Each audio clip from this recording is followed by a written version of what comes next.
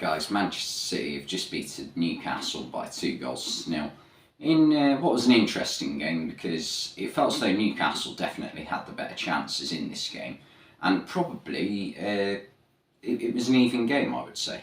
First half, yeah, that was when the majority of Newcastle's chances came. It didn't feel as though Man City were at their best in the first half. They were, I would say that they were a bit sloppy in possession to begin with. They lost the ball or misplaced passes in the defensive areas, and Newcastle failed to take advantage or full advantage of that anyway. And pretty much every player in their attack, it felt like, had a good opportunity to score this game, maybe bar Almiron. The first half, Anthony Gordon had a good opportunity, which he kicked with his wrong foot onto his other foot and completely made a hash of it. Callum Wilson completely missed a half volley, made contact, but played it straight back to where it came from. And Sean Longstaff maybe took one touch too many when trying to get a shot off and allowed Nathan Ake to block it.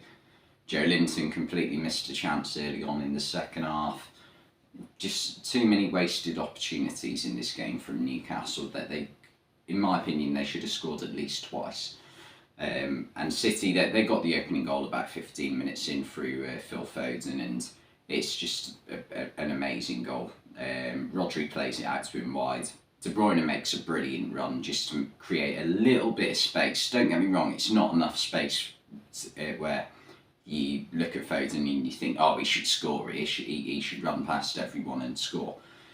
He manages to get past 3 or 4 Newcastle players. I don't think it's great defending from Newcastle. I think you can excuse, I think it might have been either Joe Linton, I think it might have been Dan Burn who goes with De Bruyne to try and, get stop him from getting in a good crossing position or receiving the ball in a good crossing position.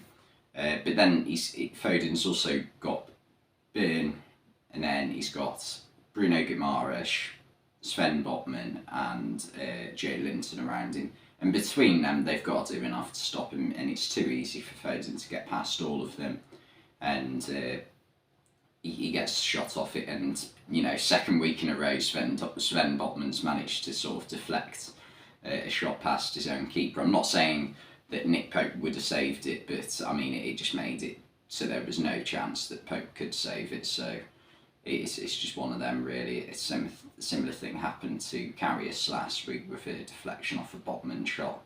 But yeah, it was a brilliant goal by Phil Foden though. And yeah, for the rest of the half, City didn't get in that many dangerous attacking positions. I can't recall Nick Pope making many saves in this game.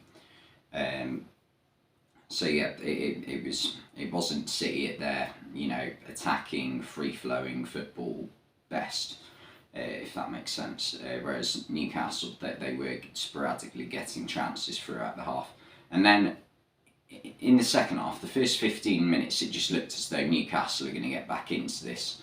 They made a couple of substitutions early on in the second half, bringing on Isak, Sam Maximin and also Joe Willock. And when them three came on, because I didn't think Callum Wilson and Anthony Gordon were having great games. So when those three came on, they just made an instant difference. And there was a good 5-10 minute spell where Newcastle just looked like they had to score, and that was when Joe Linton missed a really good opportunity from a brilliant cross from, I think it was either Trippier or I tell you what, it could have even been Jacob Murphy after he came on. I can't remember who it was who crossed it in. I've got a feeling it was a right footer, but it was a brilliant opportunity and he can't miss it. It might have even been Isak drift out wide, but yeah, poor miss from Joe Linton to not get any contact on it at all.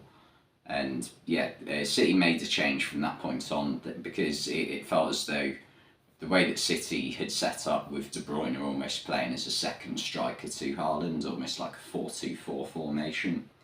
It felt as though once Newcastle worked out how to get the ball from defence into players in midfields like Willock or Guimaraes or Longstaff, Joe Linton, it was causing City problems. So I think Guardiola made a very good decision to bring on Bernardo Silva for De Bruyne, who it felt as though De Bruyne had played quite well first half. I thought there were a lot of occasions where Newcastle put City under a little bit of pressure and De Bruyne brought the ball forwards and tried to launch an attack. But second half, he was sort of getting the run around a little bit, and when Bernardo Silva came on, he just made a lot of a big difference in midfield.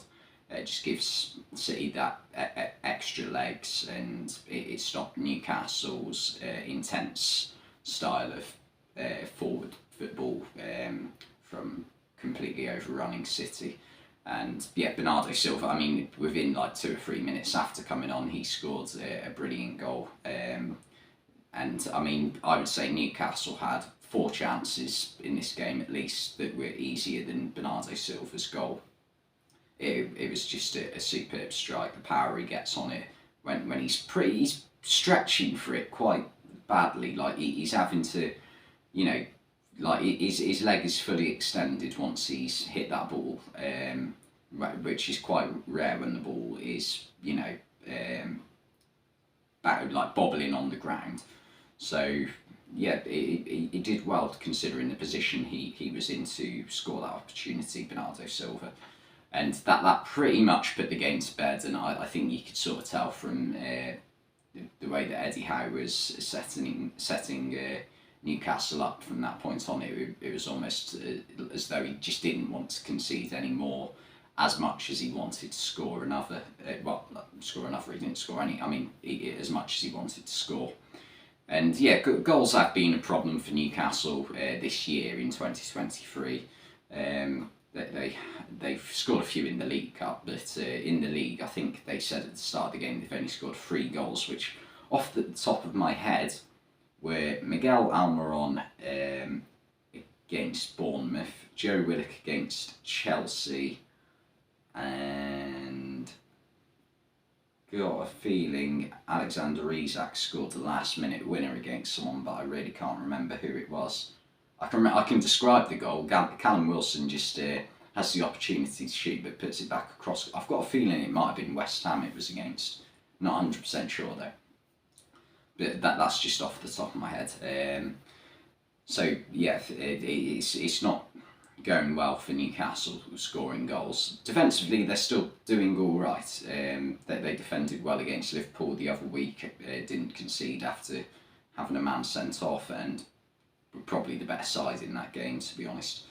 And in this game, yeah, City were just clinical when they did get forwards. It wasn't really as though Newcastle were making any mistakes. I just think for the first goal, they should have closed down Foden a little bit quicker. But I mean, Foden for that goal, it was. I'm in no way comparing Phil Foden to a young Lionel Messi in his early 20s, but it was like something Lionel Messi would do. Like it did have a little bit of a hint of, I think it was Lionel Messi's second goal against Real Madrid in the Champions League semi-final back in 2011, which was for Pep Guardiola's Barcelona team. Pep Guardiola, manager of Phil Foden's Manchester City today. So, you know, coincidences will happen in life. But yeah, I also want to talk about Erling Haaland in this game because I know it wasn't a game where he seemed to dominate or get on the ball that much, but I think the one thing he did quite well today was to rile up the Newcastle defence at times, like that. He had altercations with, or you know, arguments, whatever you want to call them, comings together with Dan Burn and also Jamal Lascelles at 2 different points in the game. So, you know, that's sort of what you want from a striker, just to, you know, maybe get defenders sort of to try and lose a little bit of focus on what they should be doing rather than, you know, them being completely concentrated on their game and having the best chance of stopping your team from scoring. So yeah, I think that's one part of his game which definitely helped Manchester City in this game. Other than that, City defended really well. I think that Newcastle got into got good positions, but either City denied them or Newcastle failed to take the opportunities. I thought Ruben Diaz in particular had a very good game, but now the man of the match in today's game has got to be Phil Foden for me, just for that one moment of absolute magnificent genius ability. So yeah, I thought he was superb. But yes, it's the title race is still definitely on. I mean, Arsenal, I think if they win against Bournemouth, they're still 5 points clear. That kicks off in about 20 minutes. So yeah, that'll be interesting. But for Newcastle, it's not a big blow today. I mean, if they could take a draw out of this game, that'd be a great result for them. But it's a little bit disappointing the way it's gone, I think, the past couple of months for them. I know they've had the League Cup final and they haven't won a trophy, like a major trophy of any kind in, like, we're talking nearly 70 years. So, you know, that was obviously going to be a little bit of a distraction for them, but it is a little bit disappointing for them, I think, the fact that they have slipped out of Champions League spot and are probably likely to be caught up by Liverpool, I think. I'm saying that as a Liverpool fan. Yeah, they've just got to make sure now, I think, that they just keep stay in the Europa League spots and don't let this slide any further, because if they can finish 6th this season, that's still an incredible season for them, I think, on top of the cup final. So yeah, it's definitely a huge step forward for them as a football club. And also today's game, I think it also shows, like, if you look at their starting 11 today, Newcastle played Man City towards the end of last season, I think, and they lost 5-0. If you look at the starting 11 for Newcastle today, or, you know, the players that were on the pitch for long periods of time, the only signings or new players that they've had in the first 50, 60 minutes of this game were actually Anthony Gordon and Sven Botman and Nick Pope. So that I think that's 8 players would have played in this fixture last season, well, at the end of last season, and you know they got hammered last season. This could have gone another way on a different day. So yeah, I think they deserve a bit of credit for that, to be fair, Newcastle. Anyway, thanks for watching this video, and I'll see you next time.